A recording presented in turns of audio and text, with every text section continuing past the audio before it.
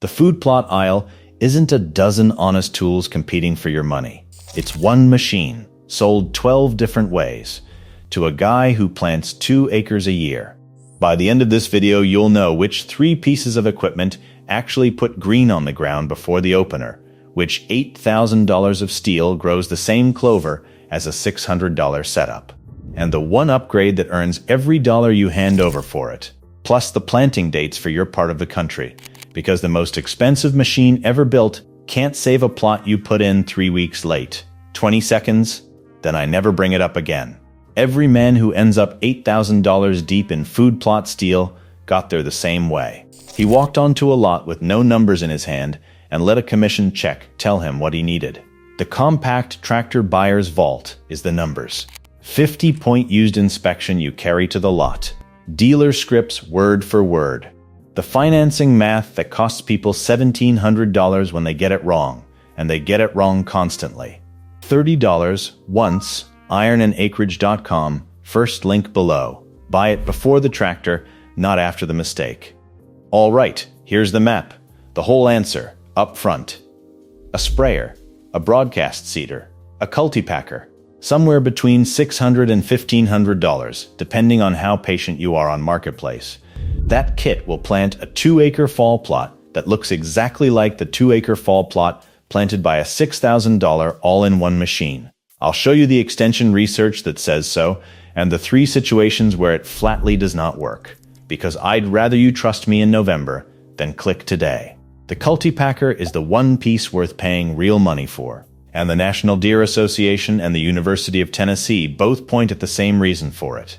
And the $8,000 of steel isn't a scam. It's priced for somebody planting 8 to 10 acres every year, and almost nobody watching this does. Everything from here is proof, prices, and the dates you have to hit.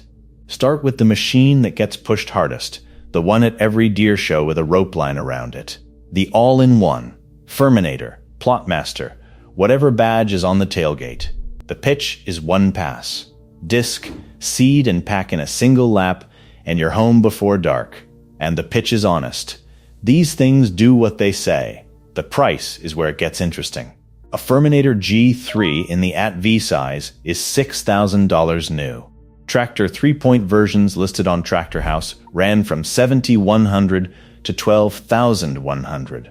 A Plotmaster Hunter 400 is right around $5,300. That @V unit weighs about 800 pounds, and the weight is on purpose. It's what lets the discs bite hard ground instead of skating across the top the way a light harrow does, which is also 800 pounds your belt, your clutch and your brakes are living with every trip up the hill. The most repeated advice from people who actually own one was the same short sentence over and over. Buy the tractor version. And then there's the seed box. This is the receipts part, so I'm reading it the way it was written. Longtime Plotmaster owners on the Georgia hunting forums say if they were buying again, they'd order it without the seeder. Deleting it knocked about $1,000 off the price. One of them explained why in 8 words. It's easier, faster, and more accurate to broadcast. The people who bought the all-in-one are telling you the all-in-one part is the part they'd take back off, which leaves you paying $5,000 for a disc and a cultipacker bolted together. Hang on to that, because one of those halves is the only half you need. Verdict: caution. Well built, does the job, priced for a lot more ground than you own. Next rung up, and this is the one I actually respect, the no-till drill. RTP Genesis listings ran from $9,100 all the way to $29,000. The small one, the Genesis 3 sized for a side-by-side, runs $10,000 to $16,500 used, 1,200 pounds. Wants 30 horsepower, or an 800cc side-by-side with the wheel kit and the hydraulic kit added on.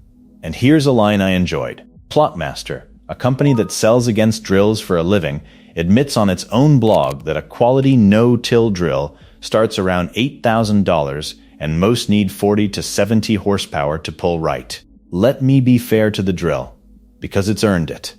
A drill is the best planting tool that exists. It slices a slot, drops seed at a set depth, closes it behind. Craig Harper at the University of Tennessee writes that when you drill, you can cut your seeding rate 25% or more, because placement is precise and both germination and seedling survival go up. So why isn't it the answer? Because you can borrow one. Your county soil and water district rents drills, and so do a lot of NRC's offices.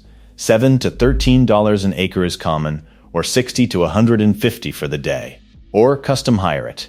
The Extension Custom Rate Surveys out of Iowa, Indiana, Nebraska, and Missouri put that at $17 to $27 an acre. Here's the math, and I want it on screen, because it settles the argument. 3 acres. Custom drilled at $25 an acre. $75. That's your whole year. Buy the $10,000 drill instead, spread over 10 years. That's $1,000 a year across 3 acres. $333 an acre. Same seed, same slot, same depth. 13 times the cost. Verdict on the drill, rent it. It's the best tool here and the worst purchase here, and both of those are true at the same time. Then the cheap end, where most people start. Pull behind disc, drag harrow, toe spreader. A king cutter style ATV disc is about $500, so it feels like the smart move. The problem isn't the disc, it's physics. A disc cuts because of weight and traction, and a 500cc four-wheeler doesn't have much of either. You'll spin all 4 tires before that gang cuts through established sod. Guys who've tried it are blunt about it. 4 or 5 acres is far too much ground for an ATV, and a smaller machine will cook a belt trying. Verdict, fine for freshening ground that's already broken. Not for turning a field into a plot. And that's the whole aisle. Now the uncomfortable part. The best answer isn't at any price point in it. Spray the field, throw the seed on top, mow the dead stuff down over the seed. That's the entire method. No tillage at all. Mississippi State Extension put out a publication last year, P4118, comparing conventional and regenerative food plots. Their summary of why no-till caught on reads like a list of everything the machines claim to fix. Less equipment, less tractor time, less erosion, fewer synthetic inputs, better soil moisture, and better establishment rates. That's an extension service talking, not a company selling seed. But I said I'd show you where it fails, so here it is. 3 failures. Seed size. Throw-and-mow works on small seed. Cereal rye, wheat, oats, clover, turnips, radishes. It does not work on peas, soybeans, or corn, because those have to be buried, and mowed thatch buries nothing. The thatch itself, and it's a narrow window. Too thin, your seed sits naked for the turkeys. Too thick, the seed hangs in the mat and never touches dirt. Guys described plots that mowed down so heavy nothing came through at all. And rain, which kills more plots than the other 2 put together. Surface seed can't wait. There's no soil around it holding moisture.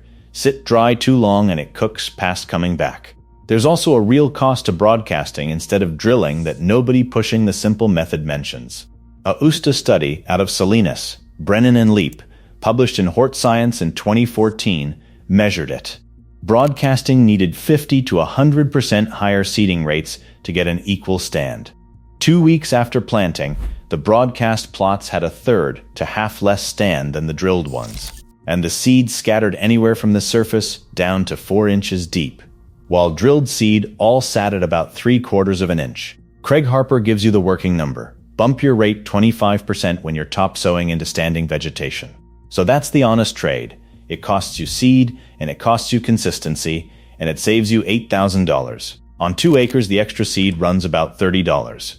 And if that sounds like a rough deal, the compact tractor attachment aisle is worse. Same trick, bigger numbers, a whole lot more of it hanging on a wall. That video's on the channel. It's the one about the 4 attachments actually worth owning. Now the upgrade that earns it, and it's the only thing on this list I'll tell you to go spend money on. The cultipacker. A steel roller on a frame. No engine, no bearings worth worrying about, nothing on it to break.